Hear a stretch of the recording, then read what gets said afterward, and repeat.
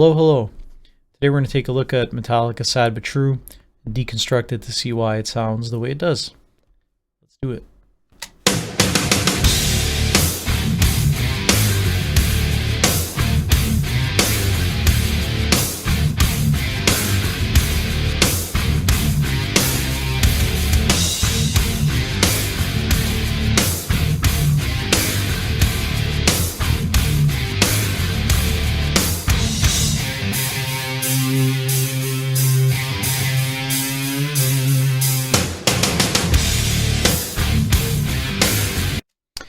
So the thing that jumps out to me right off the bat is the snare sound. The snare is a really cracking, present type of sound. And typically the way you go about achieving a snare sound like this is by having a very healthy amount of high end, particularly between 6 and 7K. So if we take a look at the snare in isolation here, you can see there's a very healthy amount of 6K right here. What we also see is that there's a decent bump at around 1.5K, and that's typically where you get kind of your smack in your snare. And there's also a pretty healthy amount of 150 hertz in that area, in the low end right here. And that's typically where you get kind of your bottom end, sort of the weight of your snare. So I obviously don't have the stem of just this snare in isolation, but I do have a Superior Drummer sample of a Tama Bell Brass, which is actually the snare that they used on the Black album. And so I'm going to try to demonstrate sort of how they got this sound using the sample. So this is what I have as an unaffected clean sample.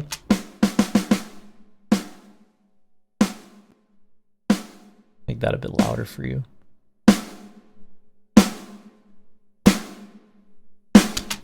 So, you know, it sounds a little dead right off the bat. So the first thing we're going to do is add some 6K. Let's give it a boost.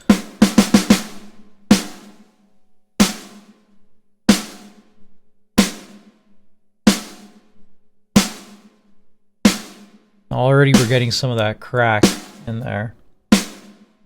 Obviously this is a sample, it's a canned sound. If you're using a real live snare that obviously has other elements of the kit in it, you might not be able to boost as much as 9 decibels of 6K without also getting a fair amount of like hi-hat or cymbal bleed in it. So in that case you might want to use a sample, which isn't the end of the world if we're using the Black Album as a reference, because Randy Staub and Bob Rock did use samples on these drums. So anyways, let's add a bit of 1.5 for some smack. Let's go down to 150, give it some weight.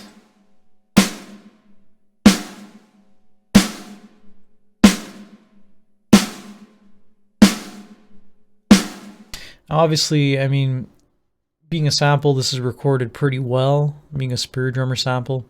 So you can go pretty heavy-handed in your low end, but you do want to be careful if you're mixing a snare that isn't particularly tuned great, because you might get some tubbiness in your low end if you decide to boost the amount that I am, which in this case is 8 decibels. So just with these 3 EQ moves, we can see the difference. We can hear the difference in snare sounds. So this is with the EQ off,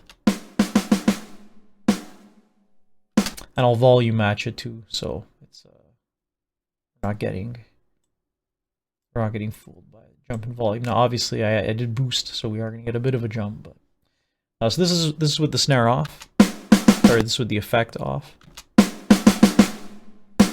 Sorry, this is with the EQ off. And this is with it on.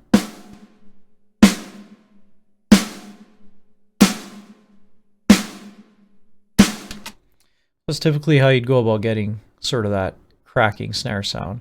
Obviously, there's a very healthy amount of ambience in this drum sound. That's the other thing. So let's just focus in on the drums. You can hear that there's, you know, reverb on pretty much every piece of the kit. There's reverb on the kick. There's reverb on the, even on the overhead.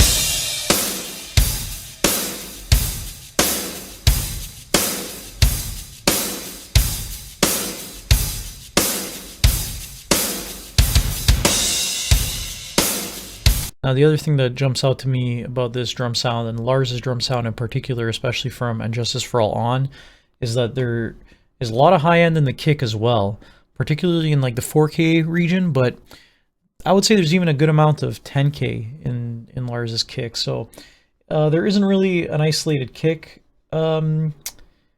example on this track, but if I play it, you can see when the kick hits, we're gonna get a good amount of 4K here, as well as a bit of 10K. And obviously you're going to get your low end as well, right? So between 50 and 100 hertz is also where that kick lives. And then there isn't really much in the mid-range. So let's see if we can match something similar to that. So on the Black Album, you would think Lars would probably be using a Tama kit, but he actually used a Gretsch kit on the Black Album. Now, the Gretsch samples that I have with Spirit Drummer don't really sound very conducive to like hard rock or heavy metal. So I'm using a Pearl Masterworks kick here. This is how it sounds. No effects, right? Nothing in the EQ.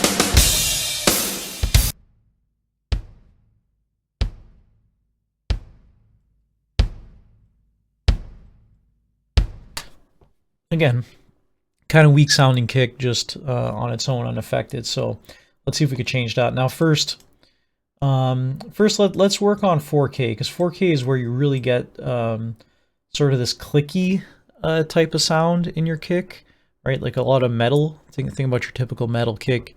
They usually have a good amount of 4K in there. So let's give that a boost.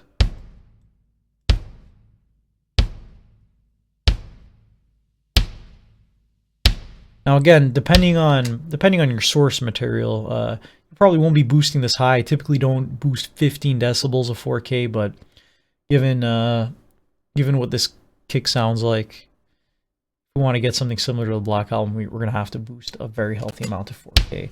But I'm also going to boost 10K. And as I boost 10K, see, even a bit of that like high end in the 4K comes out more, so I can lay down on that a little bit. And then we're going to go to around 80 hertz. I'll give that a healthy boost as well. We'll reference the kick here for low end.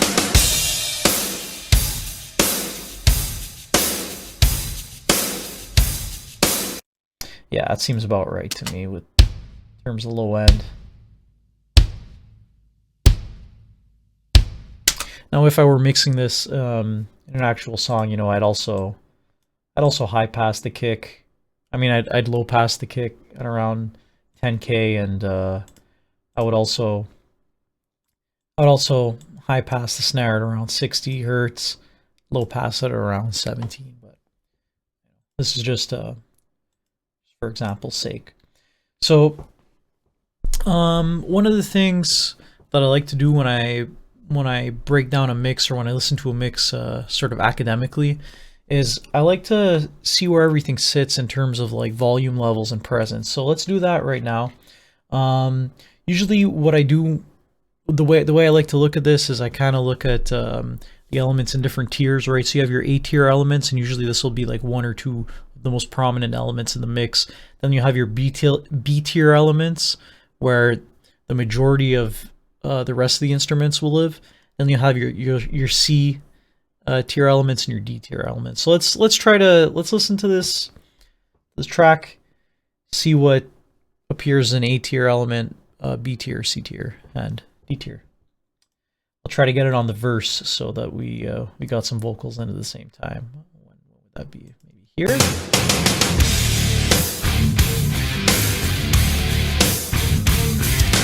Hey, hey, I'm your life. I'm the one who takes you there. Hey, hey, I'm your life. I'm the one who cares. They betray. I'm your only true friend now. They'll betray. I'm forever there. So I have a pretty good idea of where the instruments are living in this mix, but if you're having a bit of a tough time sort of deciphering that, one of the ways you can do it is you can listen to the song and then progressively drop the volume as you're listening, and then the more prominent elements, or sorry, the least prominent elements will kind of disappear and the more prominent elements will stay, and that'll make it a bit easier to notice. So let's try that and see if we notice anything different.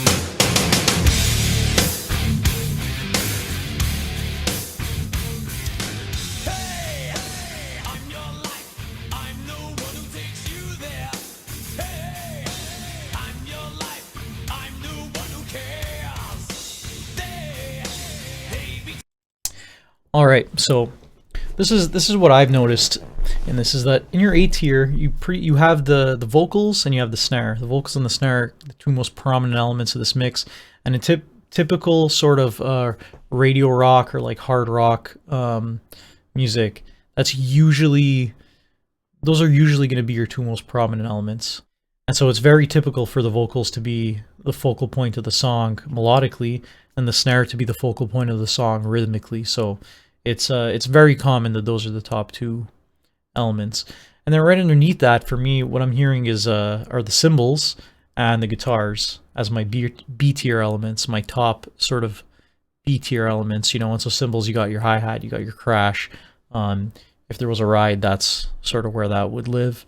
And then in the C tier element, I have the bass guitar. Although if you're listening on a really good system or really good pair of headphones, that bass will still be there even when you lower the track. But just in terms of the audible sense for the layperson, bass will be in the C tier. And then in sort of between C and D, what I have are the shakers. So you may not have picked up on this, but there are shakers in this song, and when I play the drums isolated here, you can hear the shakers pretty clearly.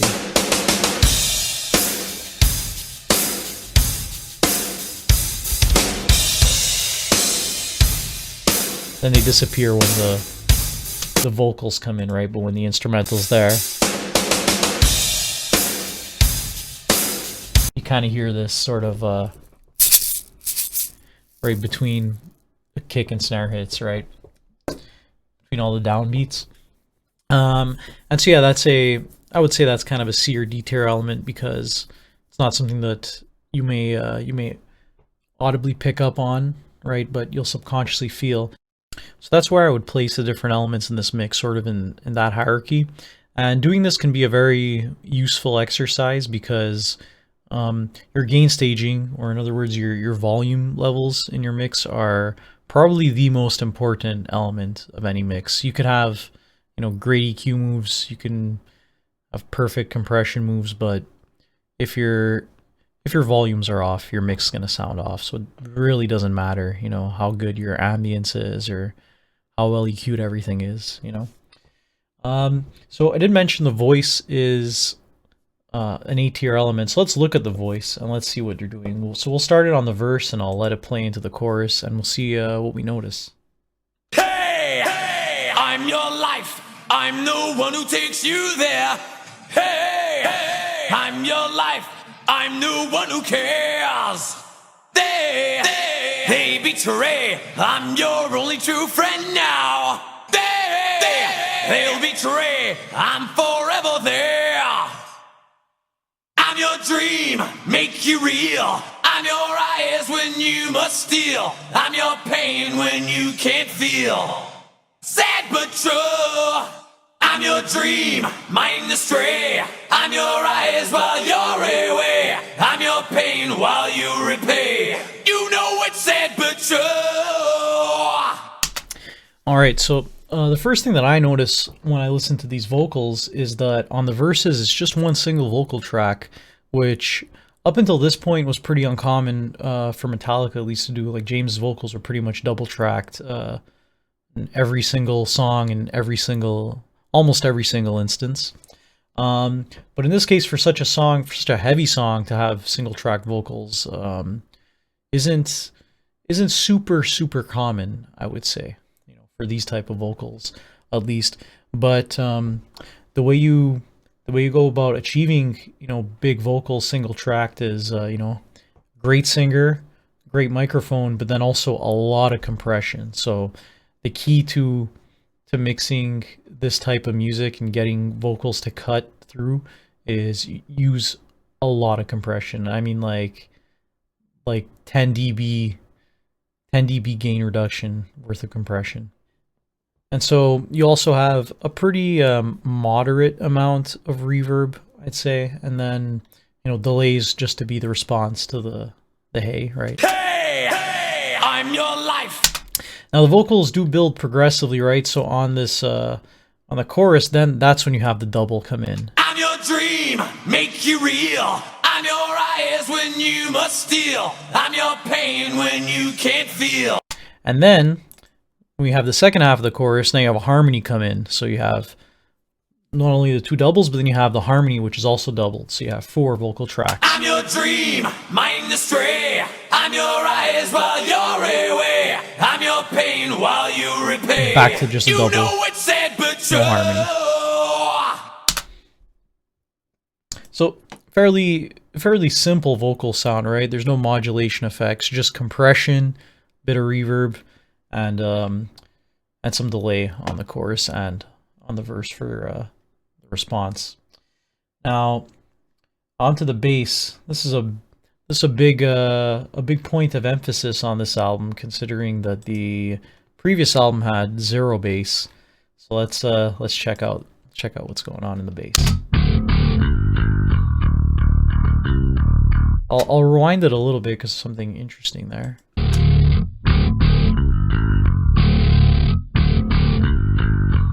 So you might say that sounds like a guitar, right? On those downbeats, and it's because it is a guitar. They used a baritone guitar to just emphasize those downbeats.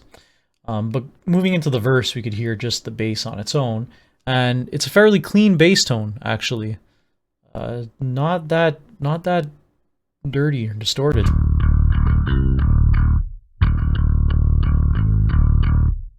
Let's check out what's going on EQ wise. So EQ wise, have a very healthy amount of low end. You got between 30 and 100 hertz is sort of where this bass is, or between 30 and like around 120, 150 hertz is where this bass is living in the low end. And then you have some, between 1 to 2K, even up to 3K, the bass, you kind of get like that cracking sound on the bass. That's sort of where that's coming from, is in that frequency, the mid-range. So in the documentary Year and a Half in the Life of Metallica, there's a scene where Bob is explaining to James and Lars, for some reason, sort of what they had used on the bass. And he said that they'd used a DI, and they'd used an amp, and they had used a boombox. So I'm not exactly sure. I haven't heard anything where Bob Rock specifically talks about what they did with the boombox, but I'm assuming they just used it maybe as a bit of a low-end reinforcement. They probably reamped his bass through a boombox and then just mic'd it up. But I know for certain that they did use an Ampeg SVT on the bass as their amp, and so typically what's done with a bass guitar is that you have your amp, which takes care of the mid-range, and then you have your DI, which takes care of the low end. And so you're playing these two tracks, so you're playing one performance into 2 tracks, and then those 2 tracks are being played simultaneously to create a bigger bass tone. And so yeah, this is a fairly clean bass tone, as I said. I do hear what sounds like a Sans amp to me on it. That could just be the boombox, maybe reinforcing that and giving just a little bit of dirt on it. But sounds like a Sans amp to me. Sounds like an SVT SVT, like a 810 speaker and a Sans amp.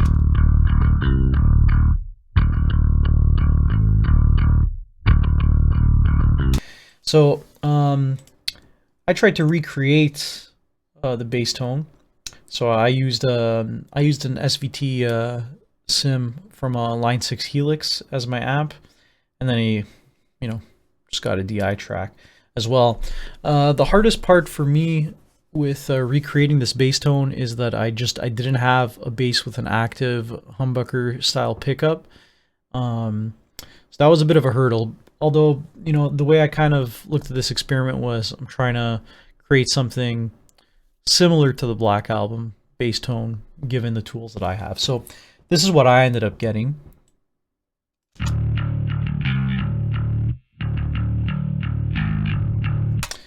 just raise that in volume for you guys a little bit.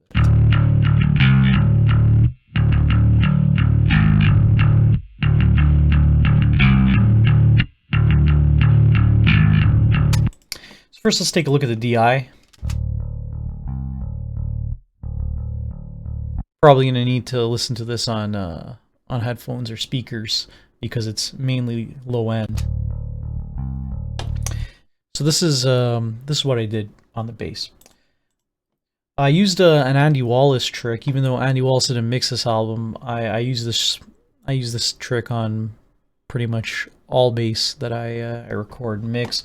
You take a 1073 EQ, you boost 35 hertz as much as you can, which most cases is going to be 16 decibels, and then you high pass the fundamental frequency of your bass. So in this case, we're in D standard. You're hitting the lowest note we hit is a D, right? And that's going to be 37.2 hertz. Then I also high passed the DI track at 867 hertz. So we're pretty much just getting sort of our low mids and low end.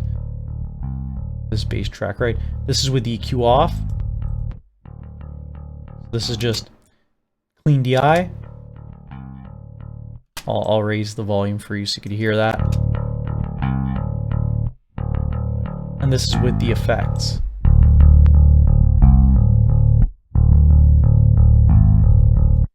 So that's our low end. Now for the mid-range, like I said, I'd used an SVT modeler for my Helix, and this is what that sounds like in isolation. So no DI, just amp. This is where the majority of our, at least our audible tone comes from. And so also on the Helix, I had a Sans amp modeler as well, right? So we got a Sans amp, we got an SVT, we got an 810 cap. And so these are the EQ moves I made. So I essentially high passed at around 110 hertz. Did this because the DI is taking care of the low end, so we don't really need that on this. And then I also low passed at 3.5K because we're not really getting any information above that that's really useful for us, so just want to clean it up there. And then I boosted 4 dB at 1.1K, right? Because that's sort of where our tone lives, right? So just to get it to poke through a little bit, boosted that. And then I made around a 4 dB cut at 311 hertz. 300 hertz is kind of a tubby frequency, so you might want to look at cutting that out if you're getting a bit too tubby of a tone. So this is the bass with no EQ. This is with EQ. So it just tightens it up a little bit. We added a pretty decent amount of, we had a little bit of compression just to even it out a little bit, right? So there's no compression. Put the compressor in. And so on the bass bus, I made some further EQ moves because I was listening to the original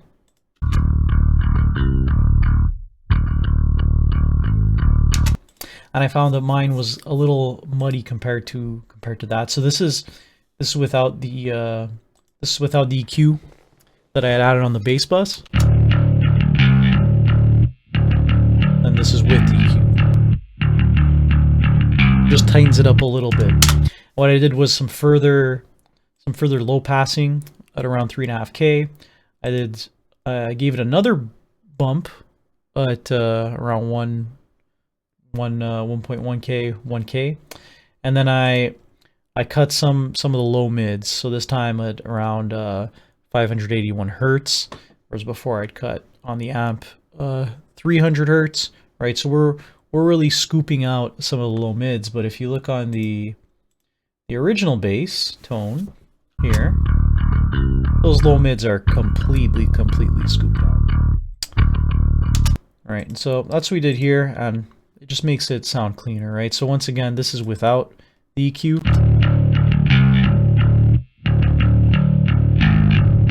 And this is with.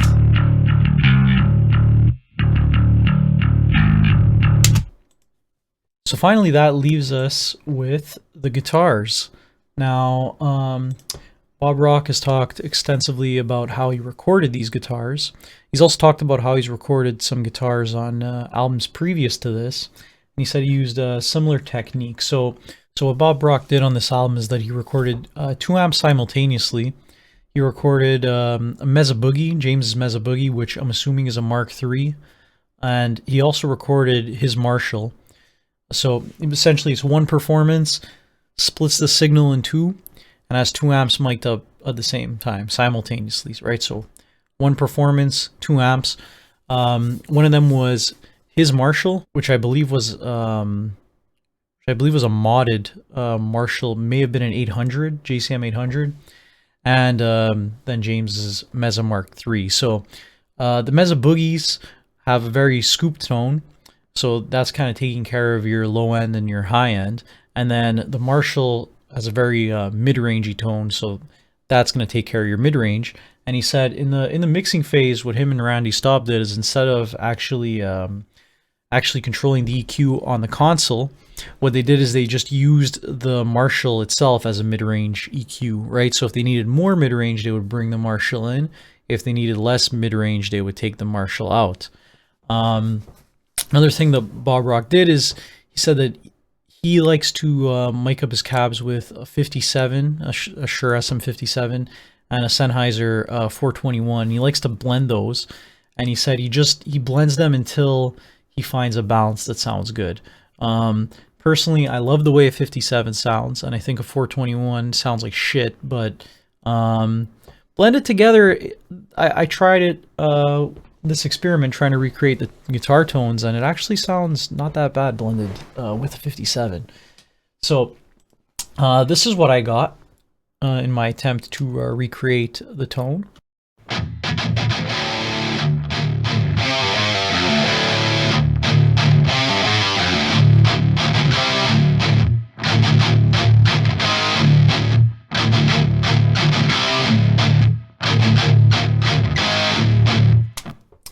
So, once again, I'd like to mention, much like with the bass, the most difficult obstacle that I faced in recreating this tone is that I didn't really have a guitar with an EMG or an active pickup. I believe James was using like his Eat Fuck ESP on this album as well as a variety of other guitars, but for this song in particular, it definitely sounds like active pickups. So I didn't have that. Once again, just trying to create an approximation here. So I also don't have a Mesa Boogie Mark III, but I do have a Helix which has Mesa Boogie Mark III emulation. So it's the next best thing. I had a Vintage 30 cab mic'd with a 421 and a 57 emulator, and also blended those in until it sounded right to me. And so that's my mesotone. So this is what that is.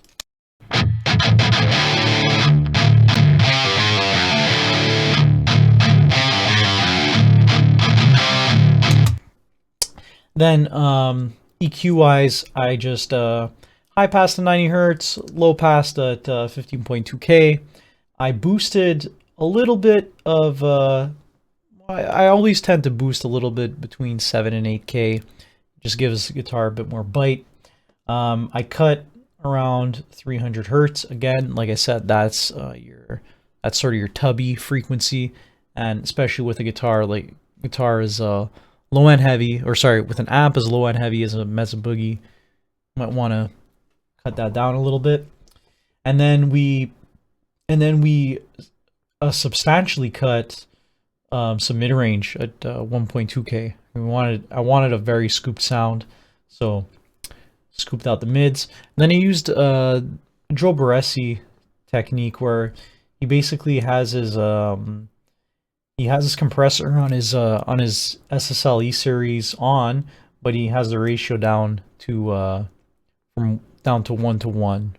So it just gives a little bit of kick, but doesn't really affect the tone. Sort of doesn't really crush the tone, essentially, which a compressor can do on a distorted electric guitar, considering distorted electric guitar is already compressed. Anyways, this is the guitar with no EQ.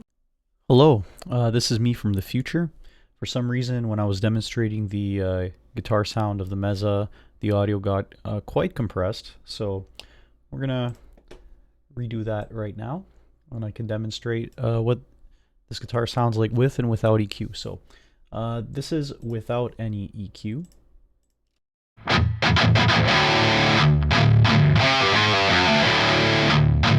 With EQ. No EQ. EQ. No EQ. EQ.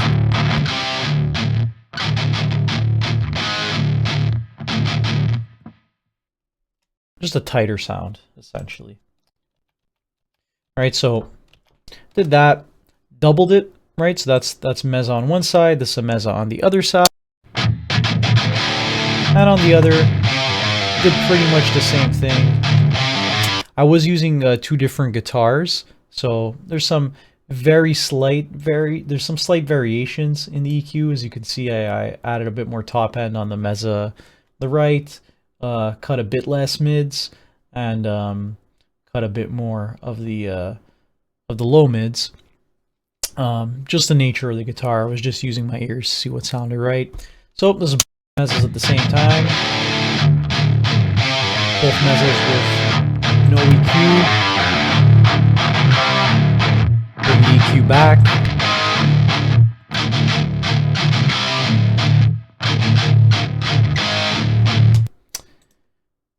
Okay, now, so for the Marshalls, I actually have a Marshall JCM 800, and I have 57, so I figured I'd use the actual Marshall tone. And so for the Marshalls, I didn't really do anything in terms of EQ besides pretty healthy high pass at 170 hertz and a pretty healthy low pass at 10K, just to have this tone be purely mid-range. So these are the two Marshalls.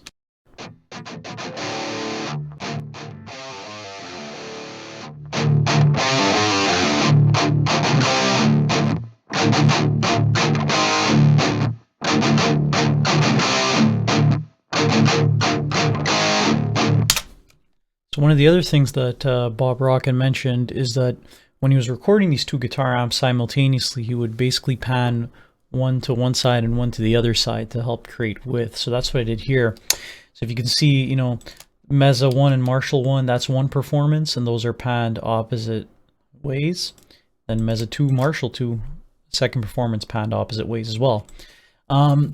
Now, they did use a third microphone when recording this album. So they had the 57 and the 421 close mic'd up against the cab. Then they had a U87 in the room, and they used this room mic as their low end. So I don't have a U87. nor do I have a very big room to be able to record guitars. So what I used was a room emulation. So this is a emulation of the room at Fame Studios, and essentially what I did is I just gave a 12 dB boost to their low end. I'm not sure what frequency this is exactly, but you know, it's a very broad sort of EQ in the low end. So this is what these two rooms sound like. I threw the Mesa Boogies in them, by the way, because I believe that's what he had used. I don't think he had used a room mic on the Marshalls. I could be wrong on that, but I believe that since the Mesas had the more scooped tone, which again, scooped is your low end and your high end, scooping the mids, believe he had used the rooms on the Mesa Boogies. So this is what the room mics sound like.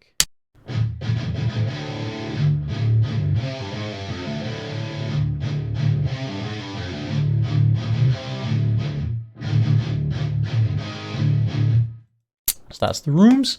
And then on the guitar bus, I had used this this plugin, which was actually designed by Randy Staub, or designed in collaboration with Randy Staub.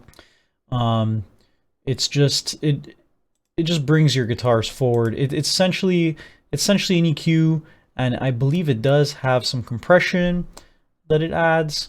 But it just throws your guitars way forward in the mix, and I just think it sounds incredible. So this is with it off, and this is with it on. Again, off and on. So this is in default. You know, there was a bit of playing around with it. Like, I think by default it has you at 60 hertz. I thought it sounded better at 150 hertz. And then, you know, you just mess around to taste, right, with the wow filter and the true bass filter. There isn't really much to mess around with, or really, you know, you could screw it up, but it sounds good off the bat. So if you're careful, you can get your guitars sound pretty massive with that. And that's it. Those are the guitars.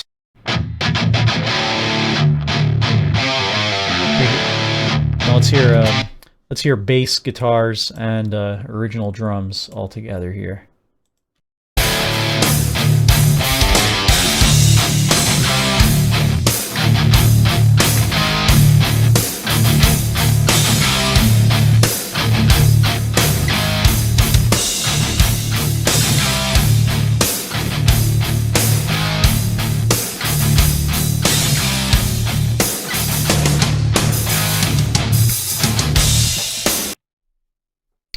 All right, so that's it. I hope this was informative for you. If there are any other songs you'd want me to break down, just let me know in the comments. And if you have a song that you'd like me to mix or master, and you'd like to take advantage of the incredibly weak Canadian dollar, just visit my website, send me an email, and let's work together.